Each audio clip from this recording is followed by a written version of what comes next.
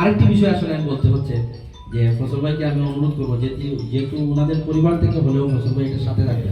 আমরা একটা বিষয় দেখি যে সিলেটে যখন সাংবাদিকদের প্রশিক্ষণ কর্মশালা হয়, আমরা যখন সাংবাদিকতা শুরু করি 19 বছর আগে, যিনি এই প্রশিক্ষণে ছিলেন 19 বছর পরে ওনাকে আজকে প্রশিক্ষণ হলে ওনার ছবিটা দেখি। এটা আসলে অত্যন্ত পরাক্রান্ত হৃদয় নিয়ে বলতে হচ্ছে যে আমার প্রতিটা জিনিসের একটা দাবি থাকে, প্রতিটা বয়সের প্রতিটা সিচুয়েশনে। আমি এখন প্রশিক্ষণ নেওয়া আমার জন্য জরুরি। এখন আমাকে যদি আপনি 20 বছর পরে প্রশিক্ষণ দেন, তাহলে আমি এই প্রশিক্ষণ নিয়ে কি করব? ঠিক তেমনি এই ওয়ার্ডটি কি চালু হয়েছে, আমি ফসল ভাইয়ের কাছে অনুরোধ রাখবো যে এই ওয়ার্ডটি যাদের জন্য প্রযোজ্য, যাদেরকে দিলে সিলেটের সাংবাদিকতা সমৃদ্ধ হবে তাদেরকে দিবেন। এমন কাউকে দিবেন না মুখ দেখে মুখ চিনে, যার জন্য এই ওয়ার্ডটা ওনার সামনের দিনে ওনার জন্য মঙ্গলকর হবে না, সিলেটের সাংবাদিকতার জন্য মঙ্গলকর হবে না। আমি প্রশিক্ষণের জন্য এই কথাটি আসলে এখানে সিনিয়র সাংবাদিকরা বসে আছেন, আমি অত্যন্ত মানে কষ্ট নিয়ে এই কথাটি বলছি।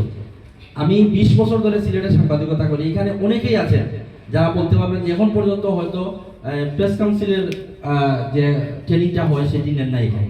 কিন্তু আমরা দেখতে পাচ্ছি প্রতি বছর যে এই যে সরকারি যে প্রশিক্ষণগুলো হয়, যাদেরকে আমরা 19-20 বছর আগে দেখেছি এখনো দেখি, অবশ্যই প্রশিক্ষণ ওনারাও নেবেন। তারপরেও যাদের জন্য সিলেটের সাংবাদিকতা আরো গতিশীল হবে, ক্রিয়েটিভ হবে, এখানে যাদের জন্য প্রযোজ্য, সবকিছুতে এই বিষয়টি বিবেচনা রাখবেন।